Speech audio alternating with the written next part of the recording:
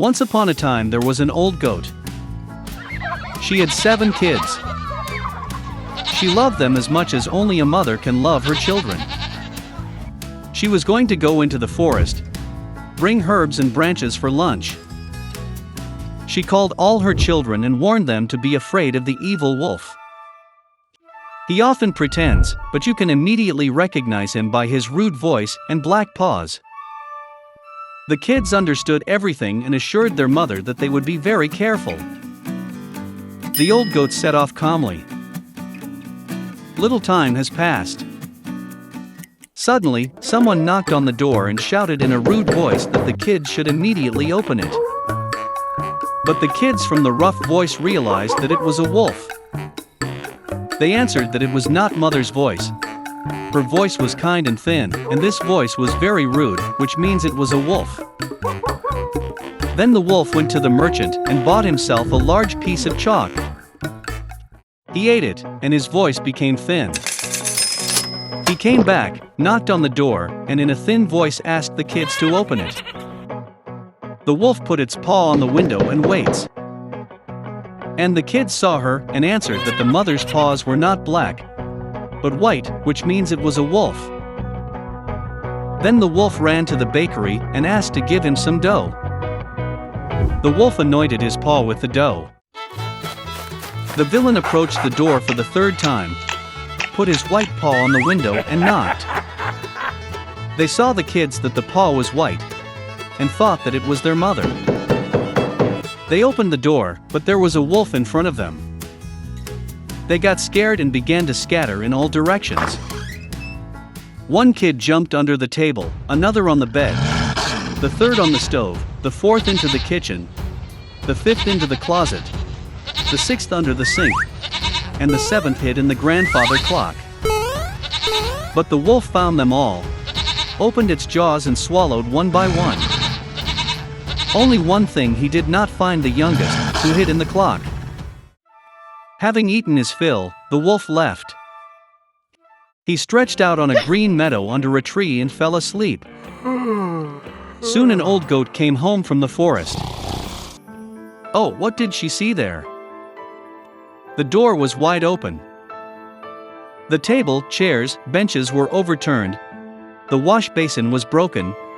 Pillows and blankets were thrown from the bed. She began to look for her children, but she could not find them anywhere. I called them by name, but no one answered.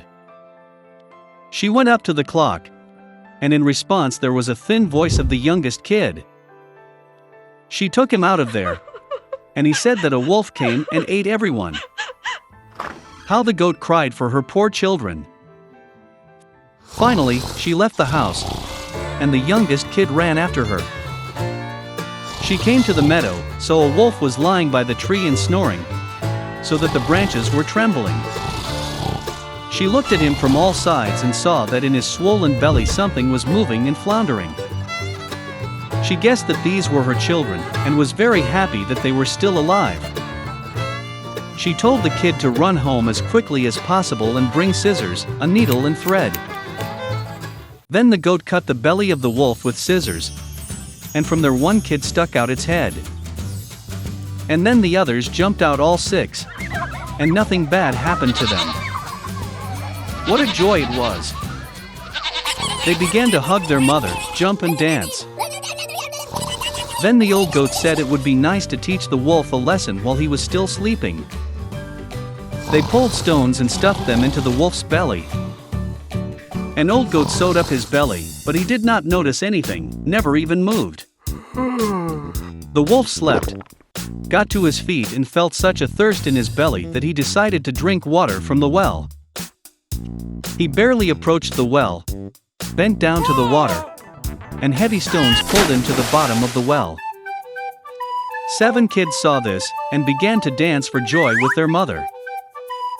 That's how they taught the evil wolf a lesson. On Christmas Eve, Fritz and Mary were looking forward to unpacking their presents. Suddenly, there was a knock at the door. It was their uncle with a bunch of gifts in his hands.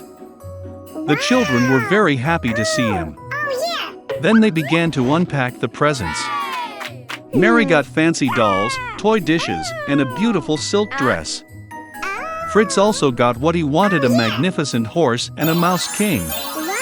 Mary noticed that there was a soldier under the tree. It was the Nutcracker, designed to neatly crunch hard nuts. The girl really liked it. But Fritz said it was his gift and tried to take it from his sister. The children stretched the Nutcracker so far that they tore his arm off. The broken toy became unnecessary for the boy. Mary was very upset and burst into tears. But my uncle was able to repair the soldier. The girl was happy and hugged him gently. The day was very busy, so she soon got tired and fell asleep right under the tree. During her sleep, Mary heard strange sounds. They were like mouse fuss. The girl opened her eyes. The objects in the house seemed much larger than they were. And the tree under which she fell asleep became absolutely gigantic. Mary realized that it was not the objects that had increased, but that she had decreased. Suddenly, the Mouse King with his army appeared before the eyes of the astonished girl. Mary was very frightened and wanted to run away. But the giant mice stopped her. And then a miracle happened. The Nutcracker jumped to his feet and grabbed the girl. They instantly climbed the tree to the bookshelf, and along it got to Fritz's toys. There was a whole collection of tin soldiers. The Nutcracker called for help. The soldiers immediately jumped to their feet and ran after him. The Nutcracker took command of the army, and the soldiers began to fight the army of the Mouse King. The battle between toys and mice was fierce. But, unfortunately, there were too many mice, and the Nutcracker army began to suffer defeat. Mary saw this and ran out of her hiding place. She threw her shoe at the Mouse King and hit him right in the head, and he fell to the floor unconscious. The rest of the mice realized that the battle was lost and ran away in all directions. Mary ran to the Nutcracker, but he lay unconscious, as he was badly wounded by the Mouse King. The girl thought that he was dead, and began to cry bitterly. And suddenly, a beautiful fairy appeared behind Mary. She decided to help the girl. With a wave of her wand, she revived the Nutcracker. With a second wave of her wand, the fairy turned the soldier into a handsome prince. Mary and Nutcracker looked at each other with loving eyes, and could not take their eyes off. With a wave of her wand for the third time, the fairy took the couple in love to the kingdom of sweets. The trees there were made of candy, and the flowers were made of marmalade. It was a wonderful place. Mary closed her eyes for a second in pleasure. And suddenly, she heard the voice of her mother, who called her by name. Opening her eyes, the girl saw her mother, who looked at her in confusion. Mary also could not understand what was happening.